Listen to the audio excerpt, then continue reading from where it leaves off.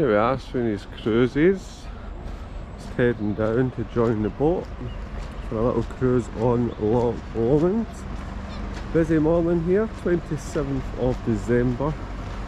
Grey and cloudy in the old Balloch. But here we are.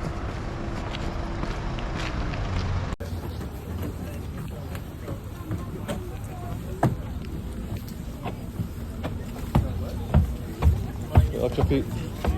Oh yeah.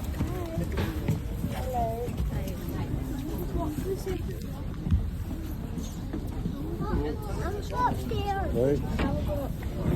Morning. Morning.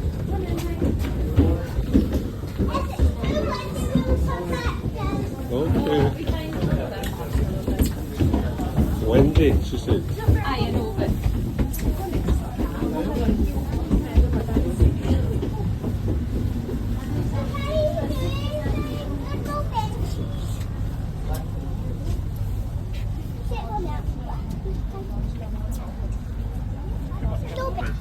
and we hope you enjoy the rest of your cruise on Loch Lomond today.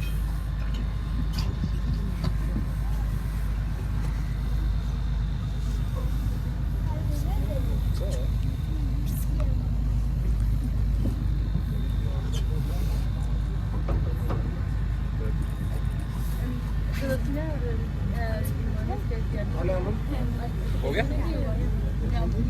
It's the largest expanse of fresh water in Great Britain.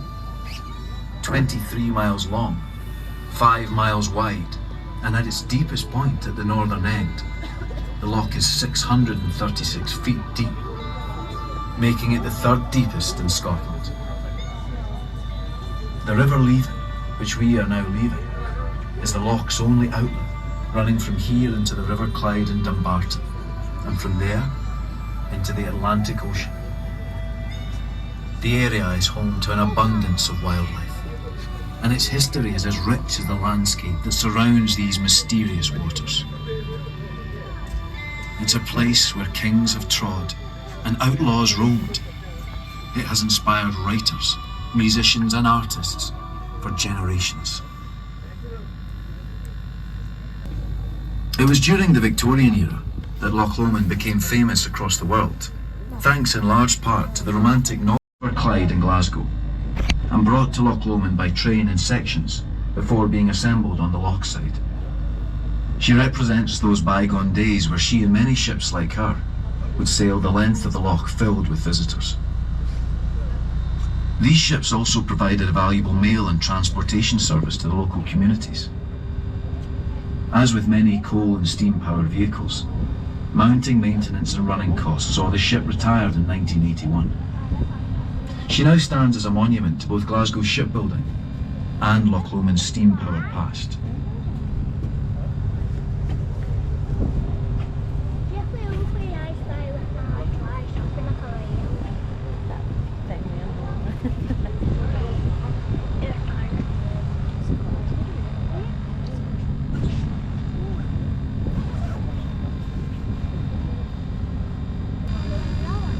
The birth of the Industrial Revolution in Great Britain saw the establishment of Glasgow and the River Clyde as both the world's premier shipbuilding city and as a major shipping port between Europe and the Americas.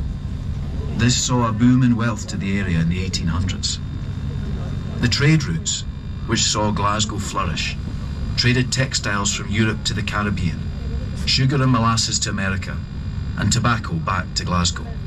At one time, 50% of all the tobacco in Europe had arrived via Glasgow. The wealthiest of these Glasgow tobacco lords were able to live the lavish lifestyles of aristocrats, building European-style villas in Glasgow and the surrounding area. Whilst the billionaires of today buy super yachts, their equivalent in the 1800s built grand country mansions for hunting and fishing, for which the land around Loch Lomond became prime real estate. During this cruise we'll pass just a few of these houses built by these super rich tobacco barons, shipbuilders and merchant bankers.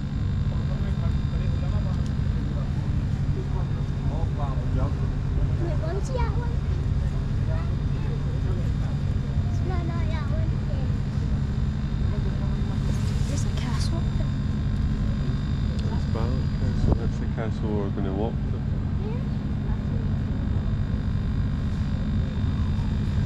The large building we are passing on our left is Cameron House. Cameron House was built in 18th century by the Smollett family, a family of shipbuilders and merchants, whose most famous member was the poet and novelist Tobias Smollett. Such was the wealth and influence of the Smollets. The house has welcomed a few famous guests in its time. Former Prime Ministers Winston Churchill and Anthony Eden, as well as Empress Eugenie of France.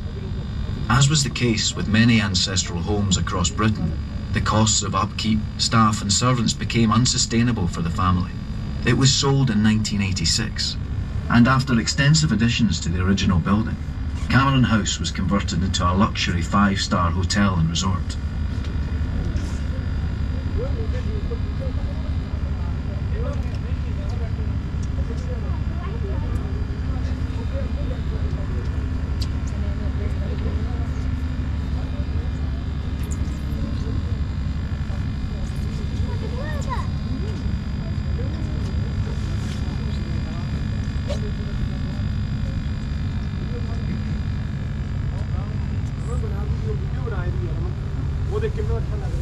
A line can be drawn between the hills on each shore and the islands between them.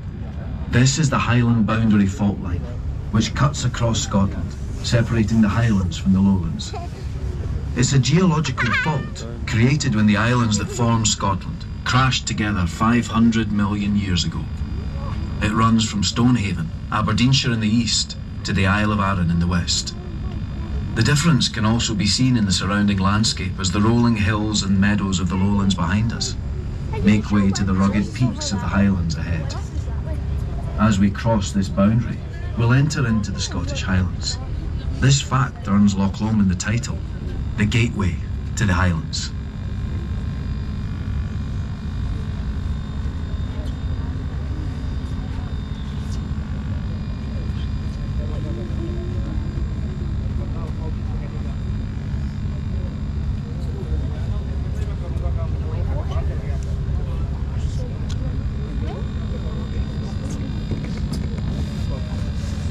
When you're done that, can we go to the bar?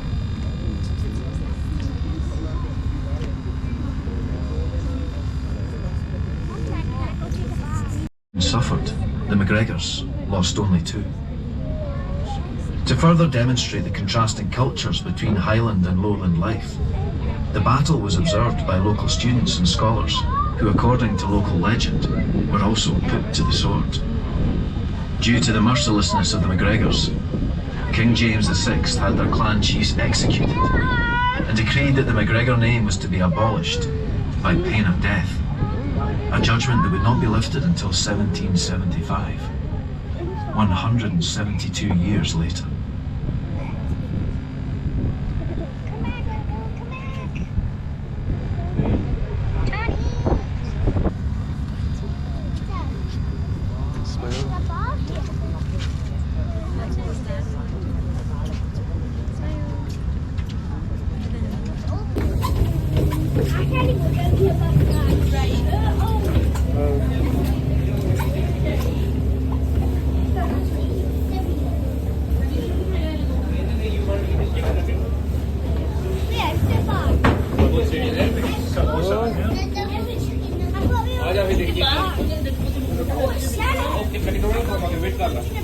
We are going back to Smile.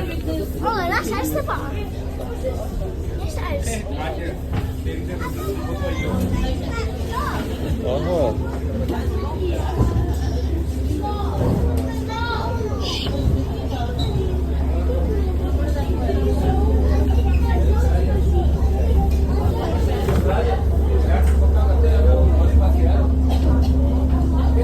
The shoreline of Loch Lomond's southwestern bank, to the left, is home to 2 world-famous championship golf courses. The first is the Carrick, opened in 2006 and designed by the famed Canadian golf course architect, Doug Carrick. The second, and most famous, is the Loch Lomond golf course, designed by the American golfer Tom Weiskopf, and is revered by golfers the world over. Described by Tom Weiskopf as his lasting memorial to golf. Oh, cheers, mate. The 7,100-yard Parkland course hosted the Barclays Scottish Open for many years, as well as the Solheim Cup, and ranks among the best courses in the world.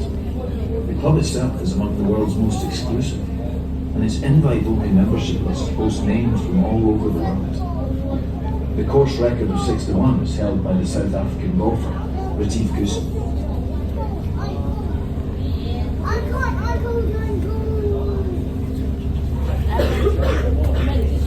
Of wallabies, who were first introduced in the 1950s.